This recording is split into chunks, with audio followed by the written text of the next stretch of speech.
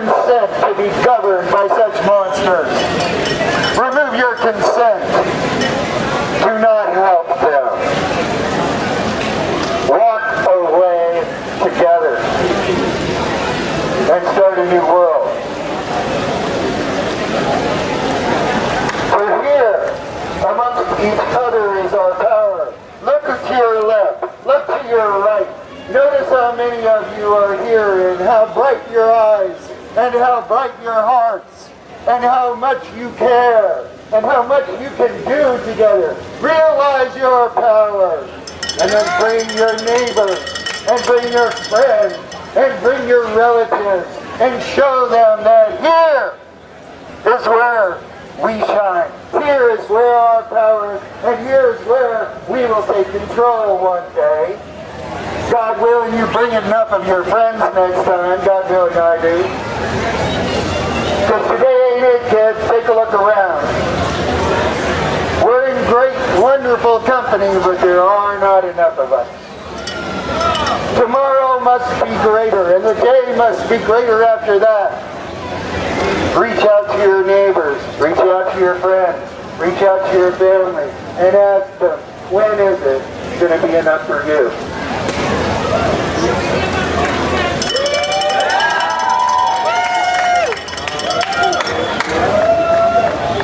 Hello, my name is Leila Piazza, and I'm Syrian.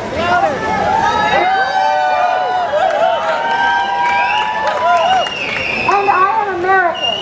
And I am here today to tell you how I feel as an American and how I feel as a Syrian about what the U.S. government is doing to Syria. I would like to start by reading to you from a U.S. Iraq veteran who recently spoke out against U.S. imperialism. And this is what he had to say. In 2005, like a lot of young men and women in the country, I was told that I was sent to Iraq to liberate the Iraqi people because there was war crimes happening there, because there was WMDs happening there. Sound familiar? The same lies by the same government. And when I got there, instead of seeing people that needed liberation, I saw schools bombed to the ground. I saw hospitals bombed to the ground. I saw people with no jobs. They couldn't get health care. They couldn't get clean water. And that wasn't because of Saddam. That was because of the U.S. government military invading Iraq. The fact is the enemies of the American people are not in Iraq. They're not in Afghanistan. They're not in Palestine. They're not in Libya or Syria. They're on Wall Street. Yep.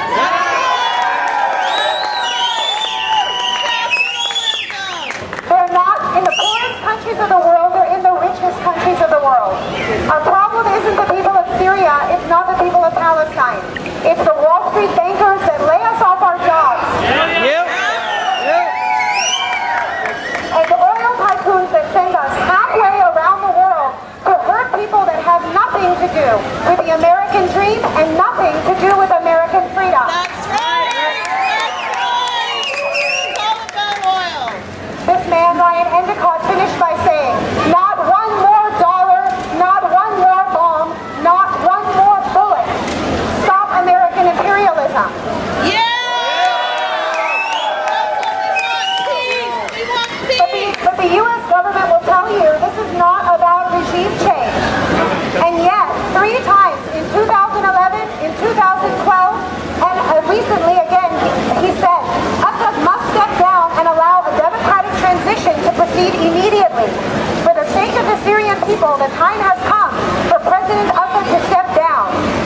And now the White House spokesman says, we're going to bomb Syria, but the options we are considering are not about regime change. Yeah. Yep, that's exactly what they We said. bombed Iraq, we bombed Afghanistan, and we bombed Libya, and we made regime change. And what do those countries have now? Nothing. Lawlessness, death, destruction, rape, murder, and pillage. They have nothing. That's And right. now they want to do it to Syria. So the question is, has the government of Syria used chemical weapons against its own people? Nope. There is absolutely not one shred of evidence that they have. Nothing. The only evidence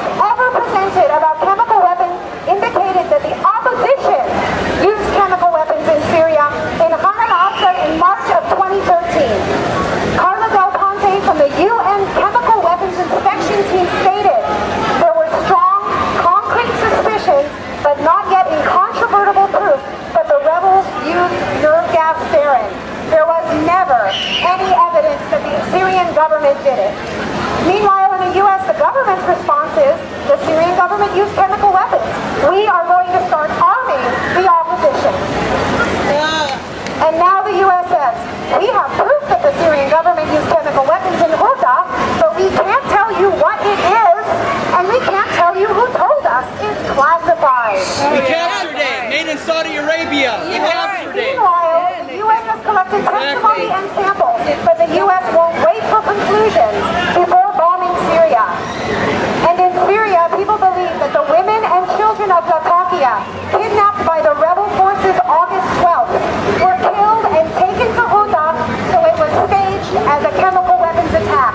Look on the internet, you can see the interview of a woman in front of women and children who were kidnapped by Al-Qaeda, and you can see the interview of the Al-Qaeda man who took them, who said, "Thanks be to God, we have captured these women and children." So, what do we want in Syria? What is this war all about? I'll tell you first what this war isn't. This isn't a civil war. This isn't half of the country fighting the other half of the country because they hate each other. This is not a secular war, a sectarian war. This is not about Sunni versus Shia versus Alawi and Christian. In Syria, all of the groups have gotten along together since the beginning of the nation. Sunni, Shia, Christian, and Alawite get along, all of them together. We don't even say, "I am Sunni" or Shia. We say, "I'm a Suri." I am Syrian. We say, "Nahna Syria." We are Syria. And this is not a popular uprising against a tyrant. There are 22 million people in Syria. They say 1 million of them have fled. That means that 95% of the Syrians still live in the country. There's an army of less than 200,000 Syrian army versus 21 million people and a bunch of foreign jihadists from Al-Qaeda and Muslim Brotherhood. If this were a popular uprising, how would the Syrian government still exist after 3 years of this war? This is the biggest lie perpetrated by the American government.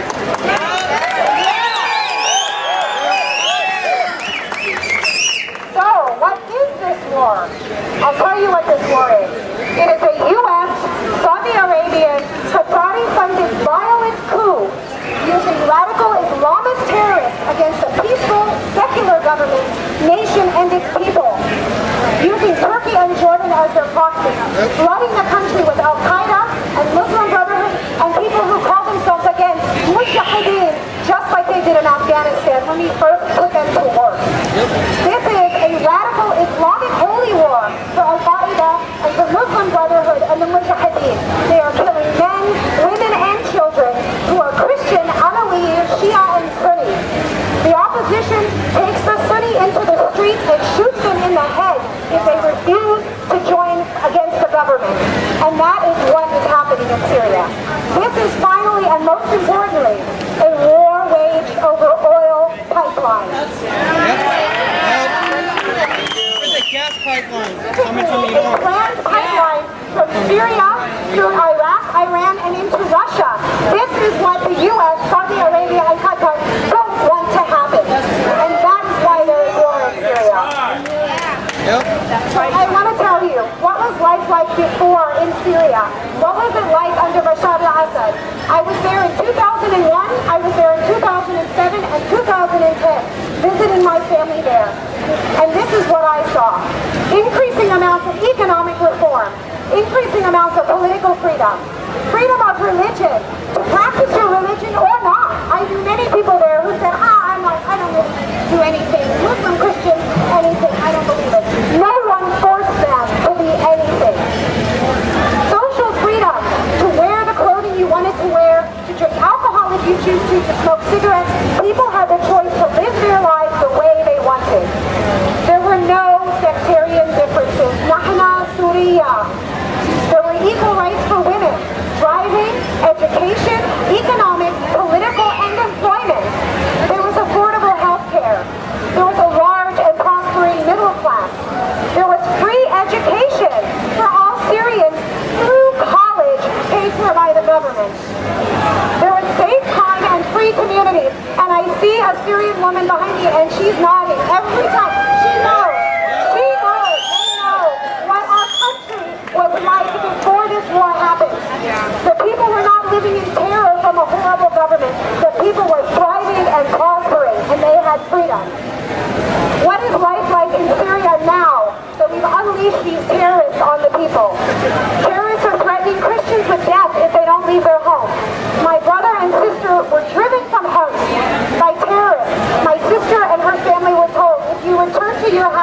We will kill you. You don't belong here. You're not Syrian. She's born and raised in Syria. She's never lived it in her life. My brother's house was bombed and shelling by the government because terrorists overran the neighborhood. Listen carefully to what I said. My brother's house was destroyed by government shelling. Who does my brother support? The Syrian government. The Syrian people want the government to remove all of the terrorists from Syria and restore peace to our country. Exactly. By our blessing will We the see story. terrorists executing Alawi and Shia. We see terrorists executing whole families who refuse to join the revolution. We see Sharia law being implemented in occupied neighborhoods where they have public beatings and stonings, where they behead people, where they shot a 12-year-old boy for making a joke. Someone said to him, "Give me free coffee." And he said, "Not even if the prophet himself comes down will I give you a cup of coffee." They shot him in the head. Yes. We see terrorists raping women. There is no safety in the streets. In a country where you could walk anywhere day or night and no one laid a hand on you. And we see terrorists recruiting child soldiers. Look on the internet. The terrorists of Al-Qaeda and Muslim Brotherhood put videos themselves on the internet. You can see them for yourselves, giving weapons to children and teaching them chants to hate America, to hate Syria, and to kill everyone who isn't accepting Sharia law, their version of Sharia law. Fine.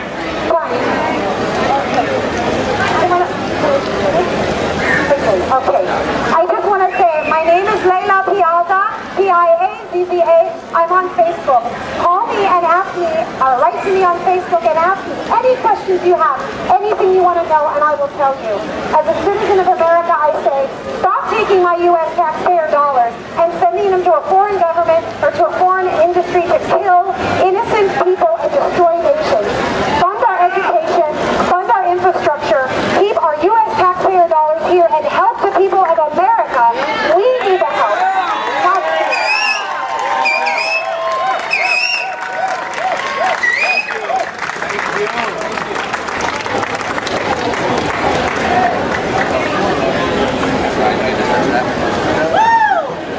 Alright, thanks everybody. I'm back. My name's Justin. I'm with Portland, Oregon War Resistance. And we all know that we're here today to stand in solidarity with our sisters and brothers in Syria who are caught up in this horribly violent civil war. Our thoughts and our sympathies, our hearts and our souls are with all of them, everyone who's lost their lives, to those who have lost loved ones in this terrible conflict. We're also here today to show our government that we emphatically and resoundingly reject war in any form. Whether it be Assad cracking down on protesters, whether it be rebels shooting people in the streets, or whether it be our strategic airstrikes or our euphemistic boots on the ground, we reject it all. We emphatically maintain that the only way to solve conflicts in a way that fosters peace, cooperation, and community is to seek nonviolent and cooperative means to peaceful ends. I said earlier that only 9% of Americans support this war, according to some pollsters. So we come together then in light of that today to make demands of our White House and our Congress. We demand that we do not engage our military forces in Syria. We demand that the U.S. and other members of the international community remove the pillars of support from all of the violent factions involved in the Syrian conflict so that the voices of the Syrian people who truly seek peace through nonviolent means may be heard loudly and clearly. But we don't have to look as far away as Washington, D.C., or Syria, or Iraq, or Afghanistan in order to see the larger picture of the military-industrial complex war profiteering machine. We don't need to march on D.C. to put a stop to war hawks who salivate over the potential for profits from the exportation of war. No, we can look right here in our own city, in our own backyard. There are defense contractors who have set up shop right here in Portland and in the surrounding communities. These are defense contractors that have created and maintained a U.S. economy that thrives off of the parasitic imperialist war machine. In fact, 11 top 15 U.S. war profiteers have set up shop right here. So who are these companies? They include Lockheed Martin, the nation's largest defense contractor. They've got offices on North Lombard and right here on Southwest Morrison, only a couple blocks from us. Boeing has an office on Northeast Sandy, Northrop Grumman on North Cutter Circle, General Dynamics, Raytheon, United Technologies, SAIC, Computer Science Corp, General Electric, Pratt, Whitney. Beyond that, we've got Precision Coast Parts right down on the waterfront. Not only a war profiteer, but they have just been ranked the country's largest polluter. Also right here on the waterfront, we've got the Pacific Northwest Defense Coalition, just about a half a mile from where we're standing right now. The whole coalition of defense contractors all around Cascadia, people that profit off of the fact that we go and bomb countries in the Middle East and all over the rest of the world. So we may not be able to jump on planes and trains and buses and get ourselves to D.C. to protest in front of Congress or in front of the White House, but we don't need to. There's plenty to do right here. We can stop the war machine before it devastates our planet, and we can start here. So in light of that, on 9/11, and in solidarity with the March of Drones March that's happening here in Portland, we're going to be doing a war contractors tour. We're going to travel around to these different spots around downtown, and we're going to give them a piece of our minds. We're going to act. So keep an ear out on that. There'll be more news coming in the following days. So I just want to finish really quickly by saying that as we prepare to march, let's all keep in mind that this is an anti-war march and rally. So by its very nature, then, this march is about nonviolence, as war is violence in its most destructive and extreme forms. And in that light, we respectfully ask that all those who are here, both marchers and law enforcement officers, please conduct yourselves according to those nonviolent principles. Thank you.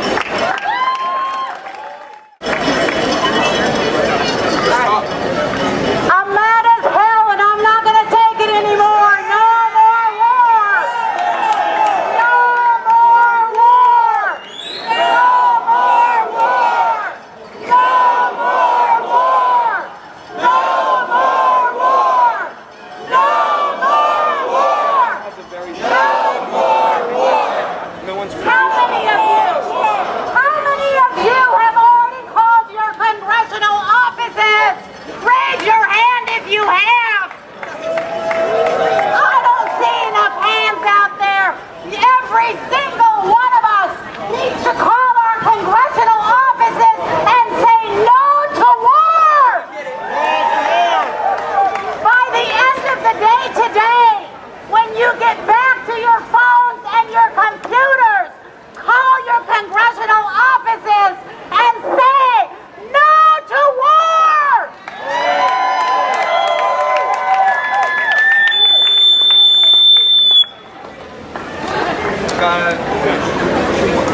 Hey people, you're looking beautiful today. I want everybody here to say, I'm feeling good right now. Feeling good right now. I want everybody here to say, hands off Syria. Hands off Syria! Hands off Syria. Hands off Syria! All right, so I'm 23. How many people remember 9/11? Everybody. All right, most of the people here remember 9/11, right? Most of the people my age, we've seen war our entire lives. Most of my memory of high school, middle school, college, it's been eternal war, endless war. Why is that? Is it because Obama's just a bad person? Is it because the Democratic Party is just lying to us? Or the Republicans are just lying? Is it because they're just bad people? I find it really troubling and hard to believe that when these politicians come out and give us promises, that they're just saying, I'm going to trick these people. I'm going to tell them that we're not going to go to war, and then we are going to go to war because I'm an evil person.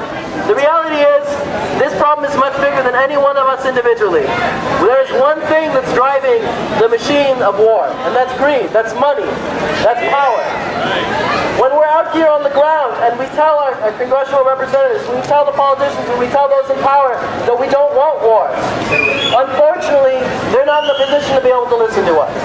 That's the reality of the world today.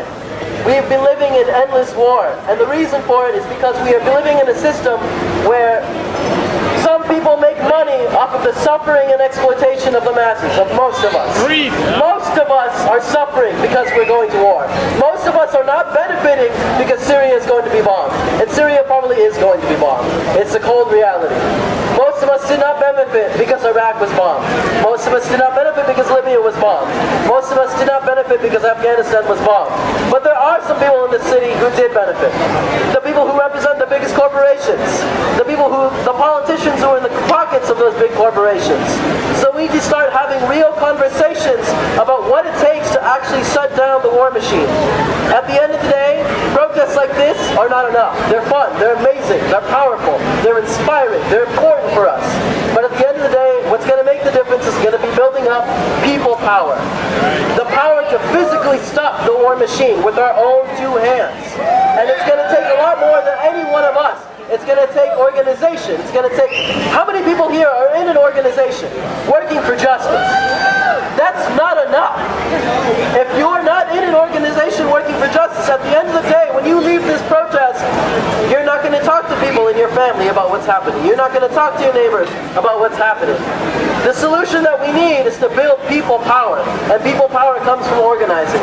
Join an organization working for justice to stop the war machine, physically, not just with marches, not just with chants, not with ideology, but with power. Building people power that can serve us, that can serve us by building schools, that can serve us by building affordable healthcare, affordable education, the things that human beings need to actually live. And not the systems of exploitation, greed, misery, and corruption that are harming people around the world and empowering and enriching the few, the 1%, right? We need to get back to talking about the 99% and the 1%. We need to get back to talking about who benefits from our exploitation and from our misery. And then we need to start talking about who would benefit from real people power. And that's what we need to do. People power. Join an organization working for justice. Build real power. Thank you. For coming out, please bear with us. This just all came together since Tuesday. It was a global call to action. This is going on in hundreds of cities around the world. So thank you guys for all standing up. I just want to start with a couple of quotes from my favorite authors. JFK once said, "Let us not seek the Republican answer or the Democrat answer, but the right answer. Let us not seek to fix the blame from our past. Let us accept our responsibility to the future." And Martin Luther King once said, never be afraid to do what's right, especially if the well-being of a person or animal is at stake. Society's punishments are small compared to the wounds we inflict on our own soul when we look the other way. Our lives begin to end the day we become silent about things that matter.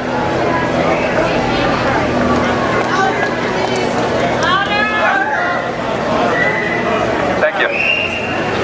This is something I wrote this morning, so whatever. We are the Portland, Oregon resistance. Oregon war resistance. If you're down for some action, then let's get to business. What is this? Our economy is in shreds. Teachers are getting laid off while lobbyists continue to pay off Congress in exchange for defense checks from the Fed. 10 trillion spent on our war of terror. And we're creeping up on $17 trillion of debt. And the people behind the curtain controlling the show, they own the defense industry. They need more war to make profits grow. And the corporatized media is a big part of the portfolio. They're the biggest barriers in the way of the truth getting exposed. All you gotta do is look at all the lies they spew. Look at our military timeline with a little longer view. Look at the words that they use when you're pressing for truth. And if you don't, you better start questioning corporate news. How many babies can they take from our mothers and fathers? How many enemies will they make for our sons and daughters? How many wars can they manipulate and create? How much more will we let them just take? Yeah.